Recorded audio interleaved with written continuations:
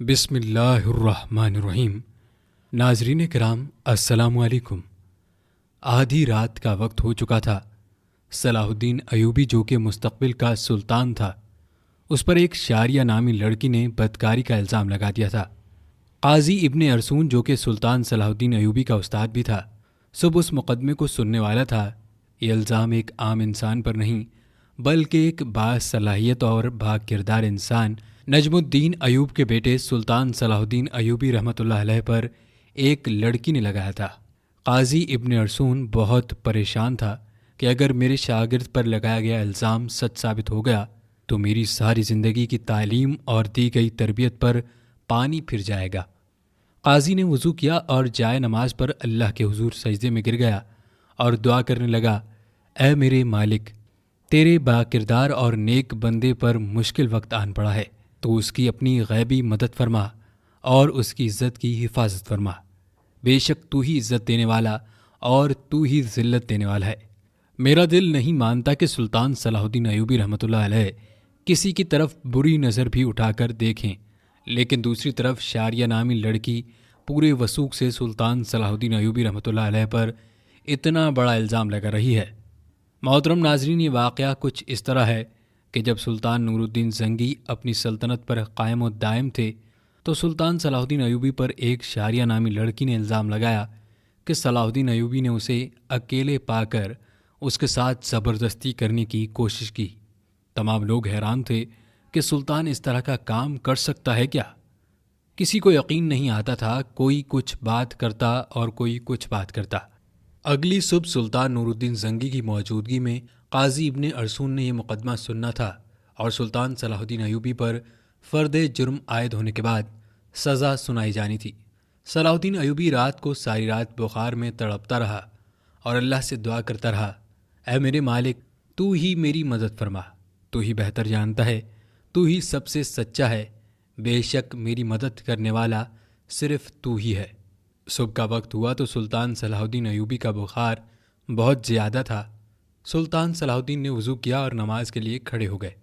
نماز ختم کرنے کے بعد اللہ کے حضور سجدے میں گر کر دعا مانگی اور کہا، اے میرے مالک، تو ہی میری عزت رکھنا۔ وہ دن نجم الدین ایوب خاندان کے لیے بہت ہی عجیب دن تھا۔ لوگ بڑی بےتابی سے اس لمحے کا انتظار کر رہے تھے کہ جب سلطان نور الدین زنگی کی موجودگی میں قاضی ابن ارسون اس مقدمے کو سنیں گے کہ سلطان صلاح الدین ایوبی کے ساتھ کیا ہونے والا ہے، کیونکہ اس وقت بھی کچھ لوگ نور الدین زنگی کے خلاف تھے جبکہ کچھ لوگ نور الدین زنگی کے ساتھ تھے۔ اس لیے لوگوں کے ذہن میں مختلف سوالات تھے۔ سورج طلوع ہو چکا تھا، سلطان نور الدین زنگی اپنے دربار میں آ چکا تھا اور اس کے بائیں جانب قاضی ابن ارسون کا تخت تھا اور نیچے صلاح الدین ایوبی ہاتھ باندھے کھڑا تھا۔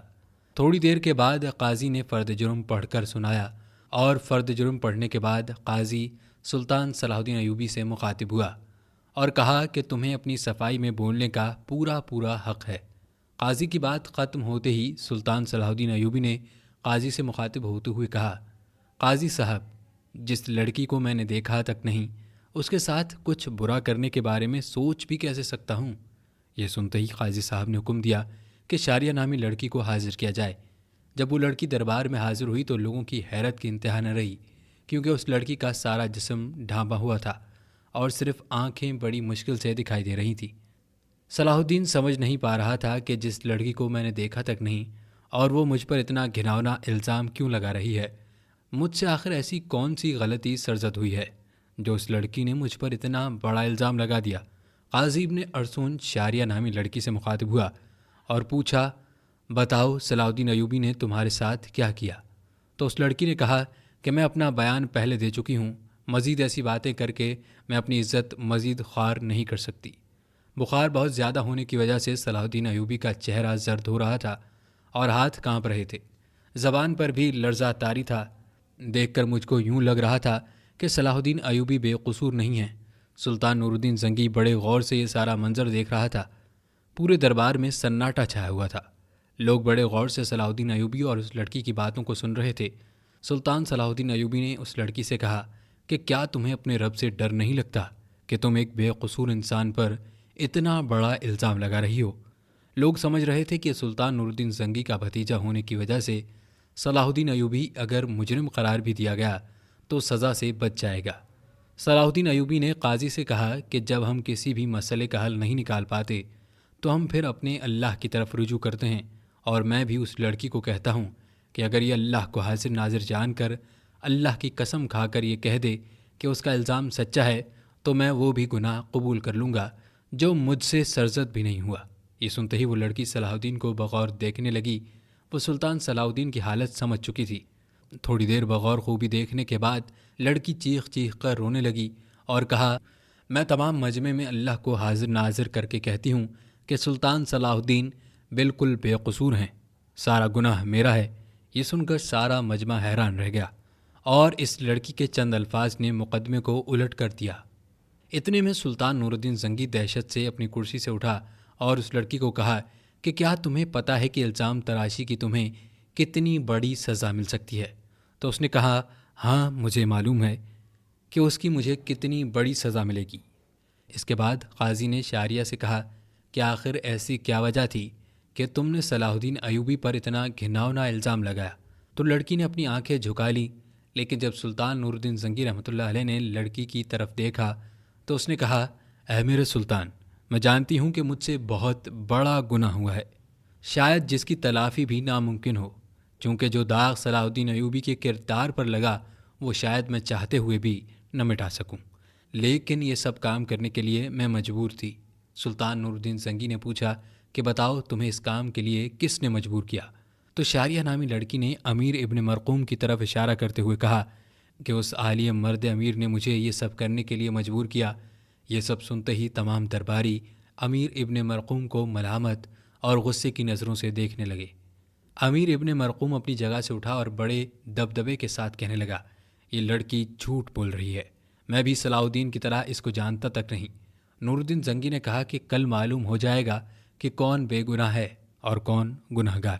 اس کے بعد سلطان نور الدین زنگی نے شاریہ نامی لڑکی کو اپنے کمرے میں بلایا اور پوچھا کہ بتاؤ اصل ماجرا کیا ہے؟